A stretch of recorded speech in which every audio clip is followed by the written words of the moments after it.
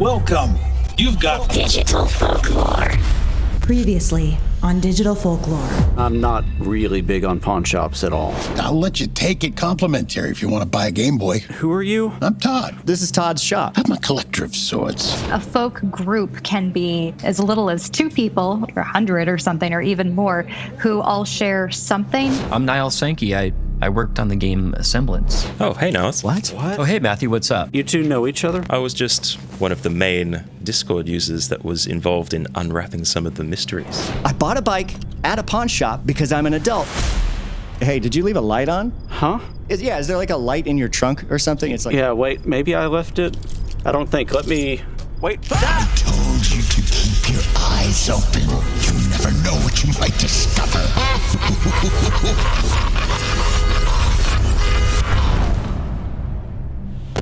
Okay, so if Todd's closes at 8 p.m. and we couldn't have been there for more than 15 minutes after the whole thing closed. So oh, hold on. Yeah, come in. Door's open. All right. Oh. Hey, Perry. You're here. That's good. Yeah. And you're here, which is yeah. good. How are you doing? How are you doing? Well, I'm fine. I'm good. I'm good, actually. I'm good. You? I'm pretty good. I was just wondering. Nope. I was in the area. Perry, you live like 80 miles away. What are you doing in this area? All the other grocery stores were closed, and I had to go a little bit further, I think. What? Yeah, stores were closed. I had to do some shopping 80 miles away. It's perfectly normal. I'm just... Okay. I knew that you live close by, and I know we didn't have anything scheduled, and I really just felt like seeing if everything was okay. You don't remember anything? No. Okay, yeah, me neither. All right, okay.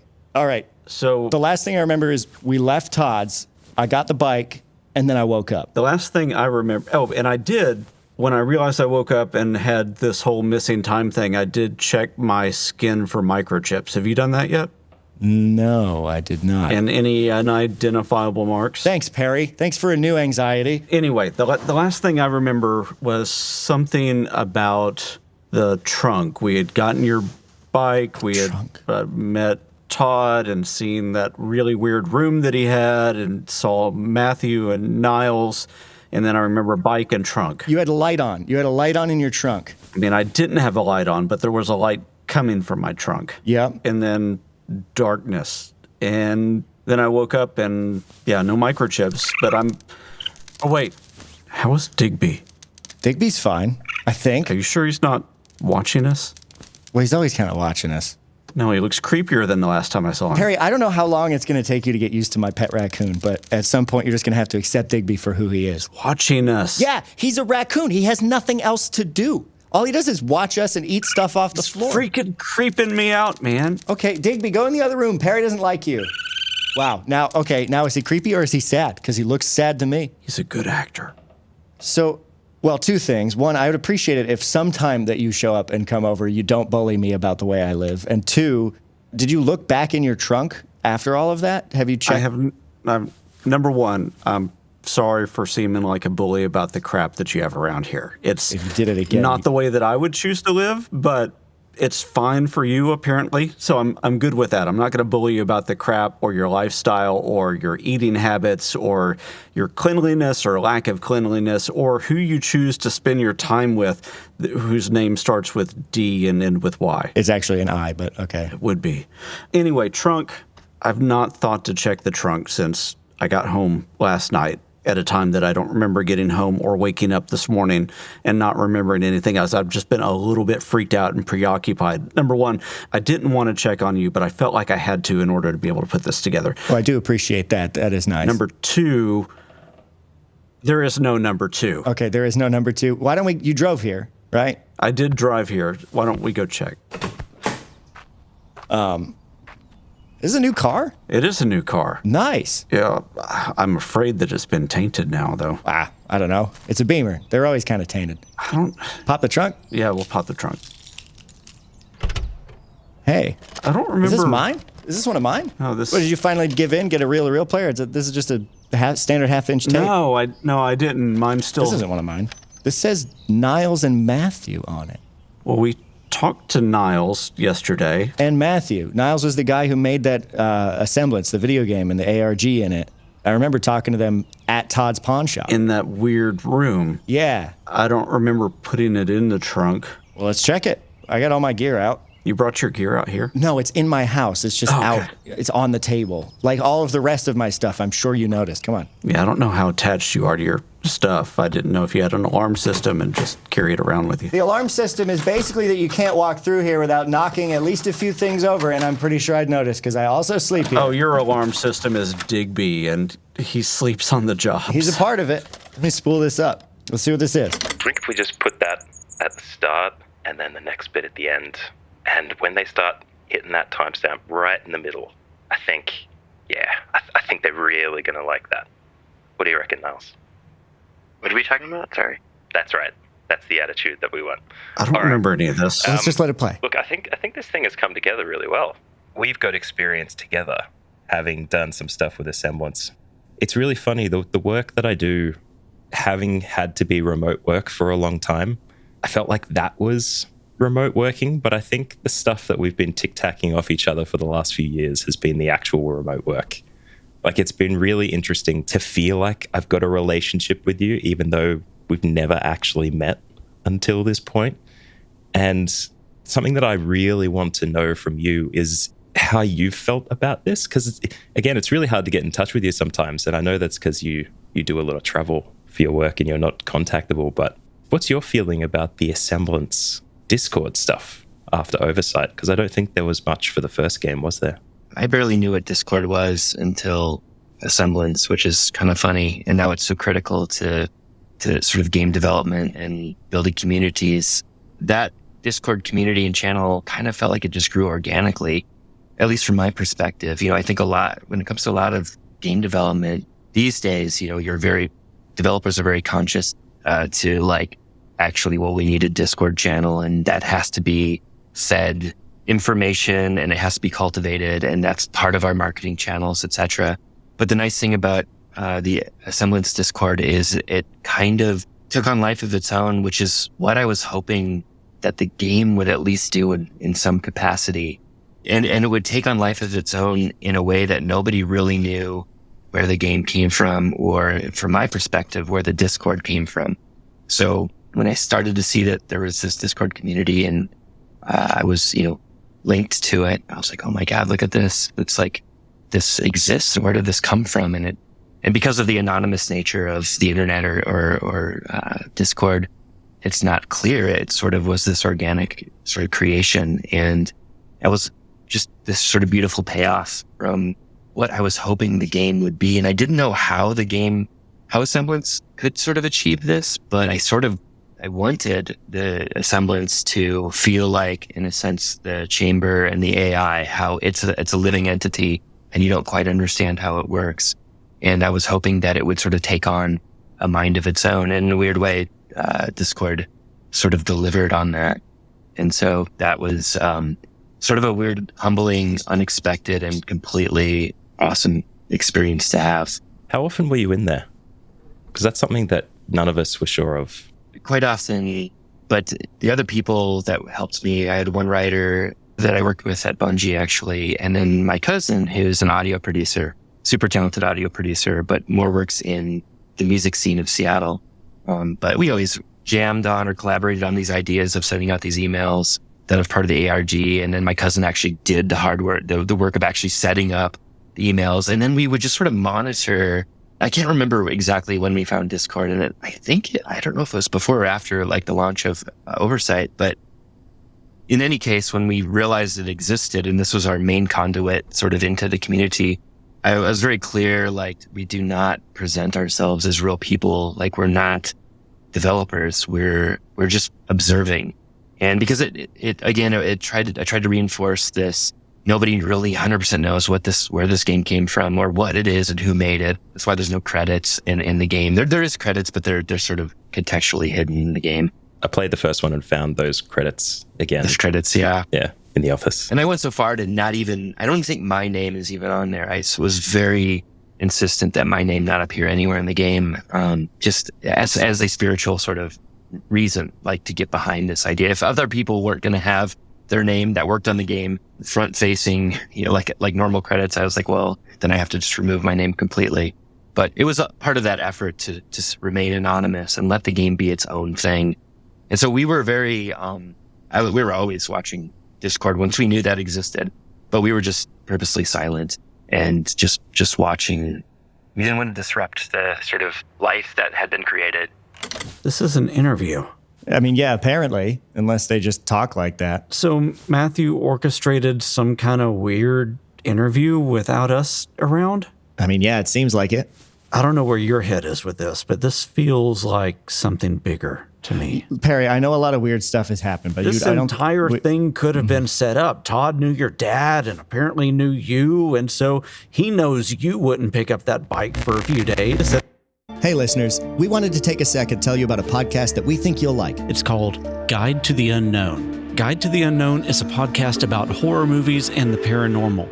Every week, siblings Kristen Anderson and Will Rogers discuss pop culture and the unexplainable. Will comes at things from the perspective of a celebratory skeptic, whereas Kristen comes at it a little bit more like a believer. Favorite episodes include a look at haunted amusement parks, listener stories, cursed thrift store purchases, and breakdowns of tons of horror video games and movies. Everything from Silent Hill to classic slashers and their remakes. New episodes come out every Friday on all major podcast apps, and there's a weekly video version of the show on YouTube. You can follow them on social media at GTTUpod and find them at youtube.com/GTTUpod. Guide to the Unknown. Go check it out. We think you'll like it. I mean, all that to say this. Basically, they're up to something. And we've played right into their hands. Yeah, Perry, hey, how about, and maybe this is a wild idea, but why don't we just finish listening to the tape before we start jumping down rabbit holes? I mean, good point. There may be some clues in there. You never know what we might find if we just keep our eyes and ears open. Mm-hmm. Go ahead and hit play. Oh, definitely. One of the big things about it felt like we were clamoring for things with each other, but that there was really no interaction except during oversight anyway, during using the Instagram. Actually, it was really just the Instagram, wasn't it? It's been a few years now, but that was where a lot of the red herrings came out for the second one. But actually, that's where you shouted out the community too. You were an Instagram influencer at the beginning. Was I? I think so. I guess it's possible. I don't remember, actually. Well, look, I think a lot of the stuff that you did also influenced, or may have been influenced by a lot of games that I've discovered recently that have a similar kind of fourth wall bending kind of thing to it, which I think I have to thank you for, because like Asemblance was the first of those games that kind of flipped the lid on how game design can be and how the experience can be as well. I'm curious what you've played since making those games that might give you similar feelings. And the first one that comes to my mind is Immortality, the Sam Barlow game that came out this year. Have you had a chance to play that one yet? No, I'm taking notes. Oh, okay, good.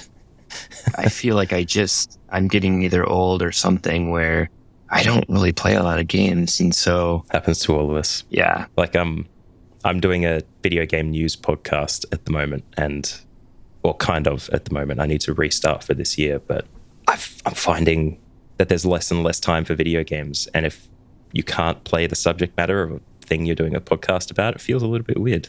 It's an odd place to be in. Yeah. I suppose it'd be even weirder if you make games and you can't play games. Yeah. I mean, I kind of feel that way going into this about ARGs. Like I've never designed anything like that.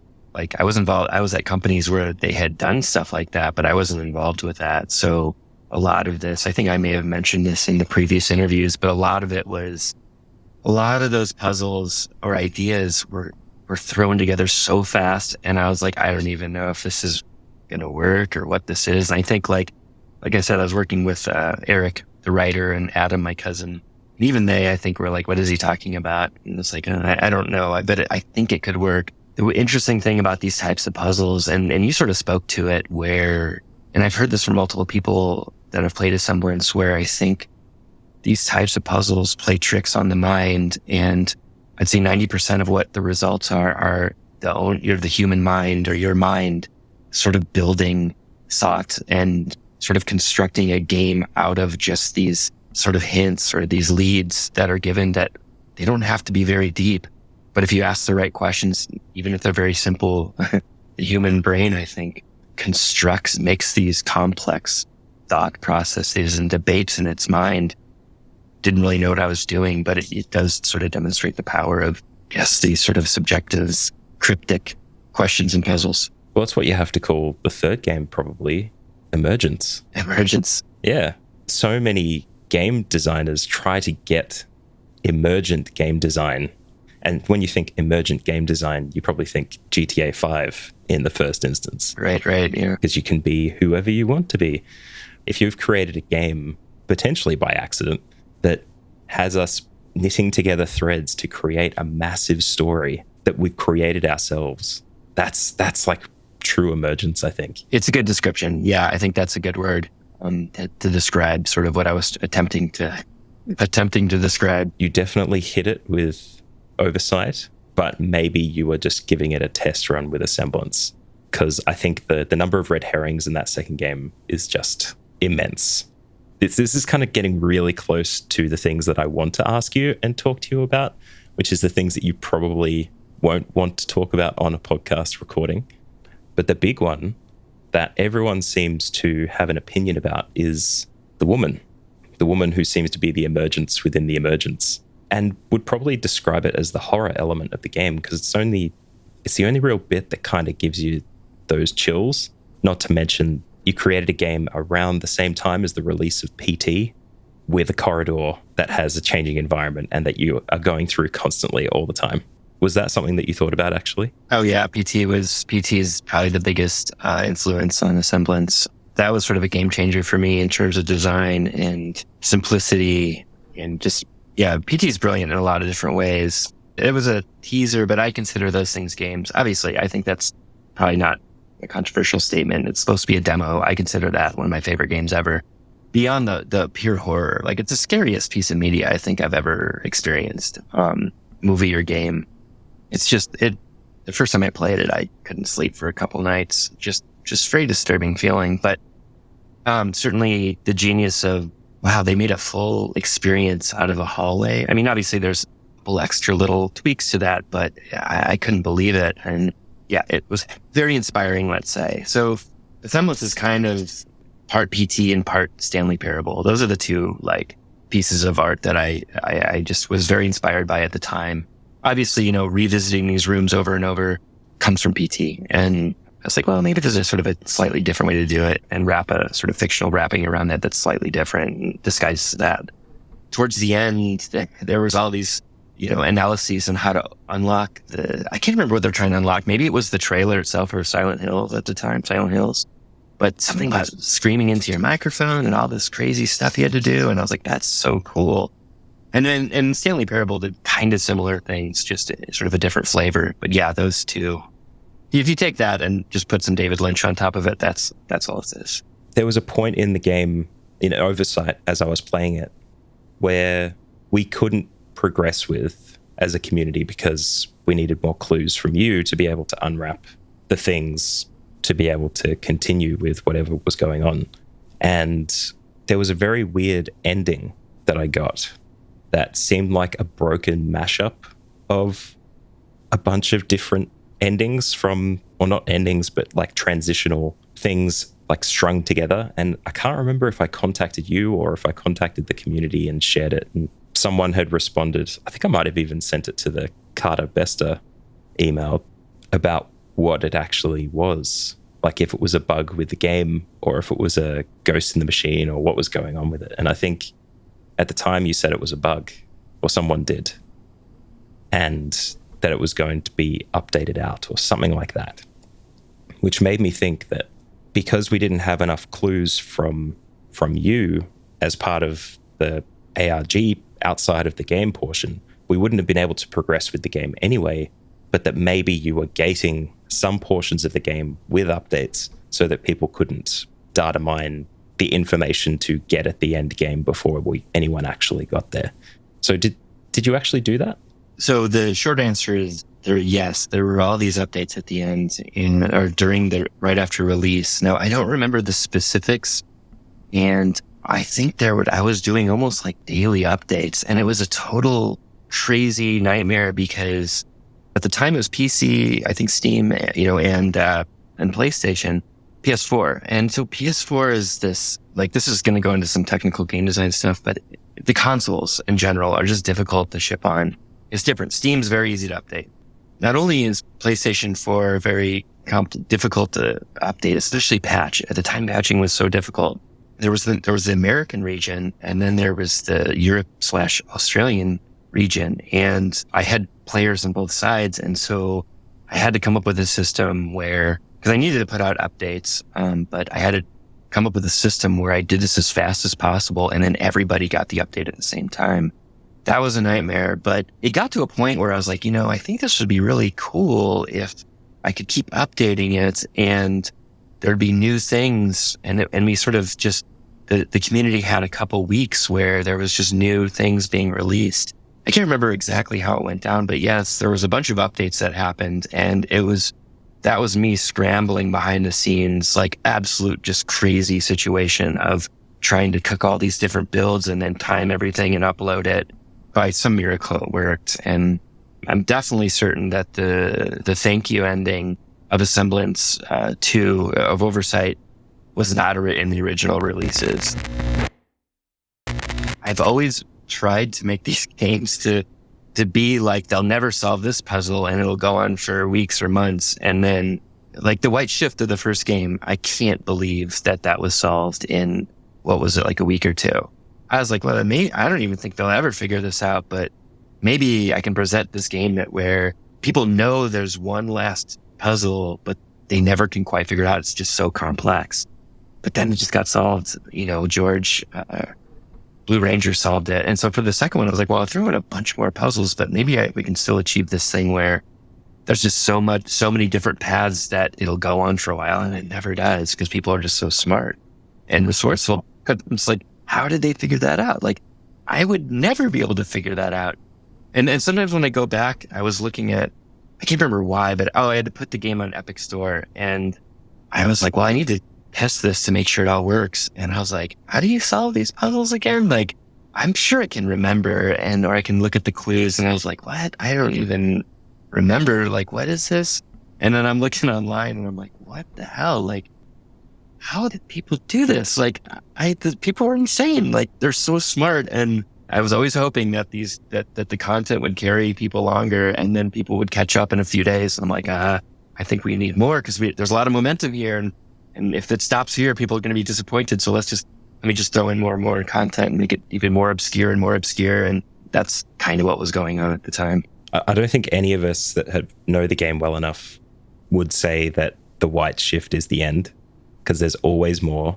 The bit that you did at the end of Oversight where we got the white shift, which is the bit that we were conditioned to see, the portrait of the child, and then you flashed 3 documents up talking about 3 different global locations. And how long do you think it was before some of us were like, oh, I live in Nevada, there's a bathysphere over there, I can go to that location and check it out, and all that kind of thing. The tour gate in Japan, I don't think we had anyone Japanese in the community, but I think that was the worst thing you could possibly do or the best thing to create more like emergent discussion at that point. We toyed with the idea of doing a real world sort of ARG and having something buried in the ground. We were so close to doing that, and it just was just a little bit too much. And also, it's like, do we want to be sending people in real places? Like, what if they're going places that, they got the longitude and latitude wrong and they're in some dangerous location. So, I guess that's the nature of ARGs, right? But, the real reason I guess we didn't was it was just so hard to ship the game as is. And we really wanted to do it, but some real world stuff, but, we just didn't have the resource, I guess, or time to do it. That's all right. But now Inscription has managed to do that. They had buried the floppy disk that has the Inscription game on it. And then some fans went out and... That's awesome. Yeah, the guy who made it went out there and gave him some merch or something. So it was very low impact. Yeah, heard about this as well. You might just need to sequester yourself for like a month and just power through all these. Yeah, indeed. Yeah. Now, the thing that I want to bring up with you is the idea that Asemblance, I think, when it was released, I think it really got shortchanged in the games media. Like the review space, like I actually discovered it by watching people on Giant Bomb reviewing it and going through that initial instance. And I thought, yeah, that looks like my cup of tea. But invariably, the discussion around it was, wow, this is a great 1 hour long experience with nothing in it.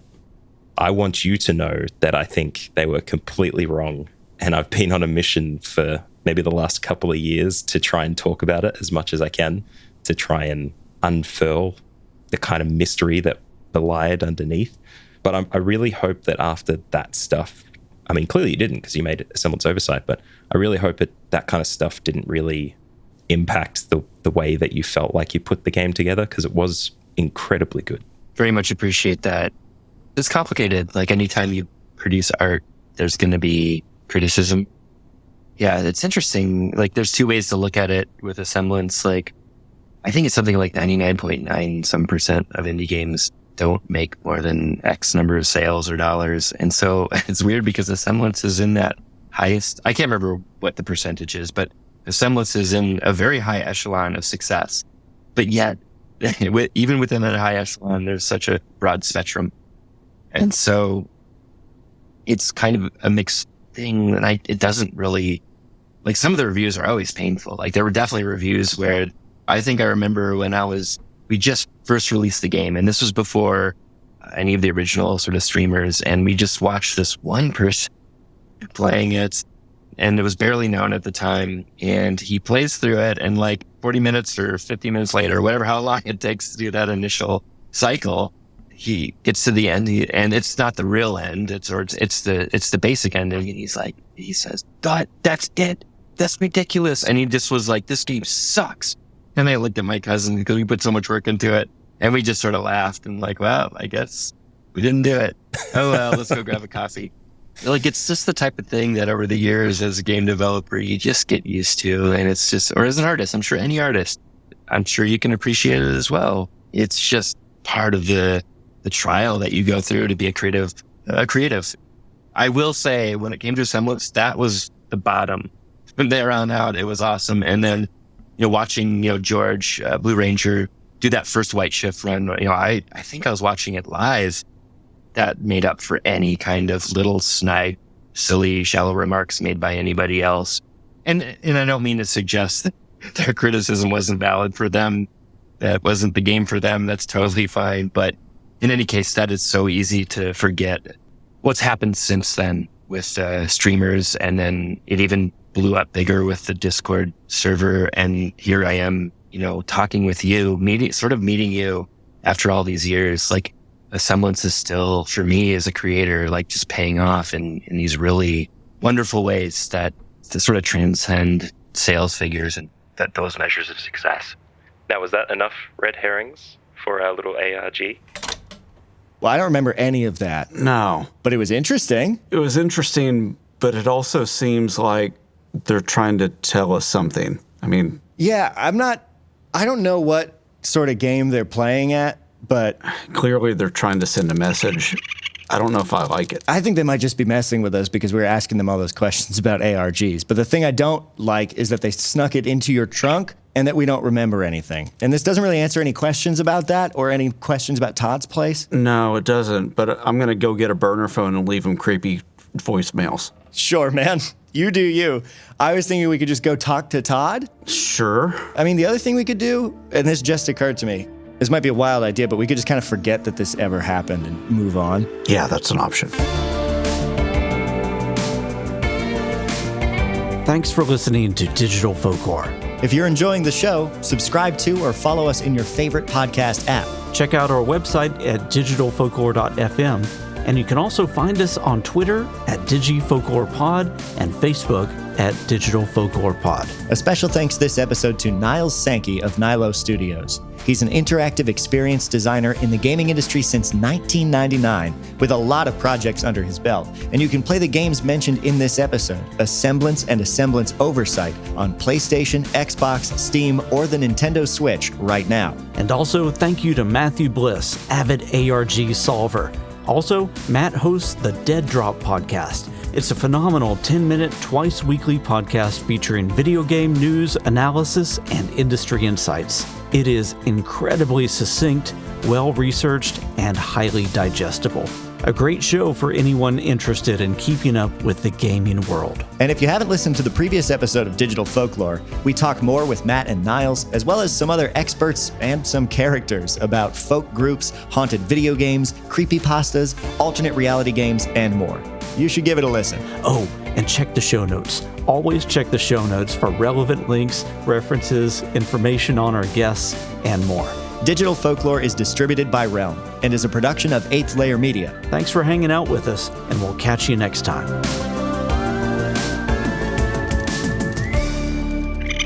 Oh, and Digby says you should check out our Patreon at patreon.com/digitalfolklore.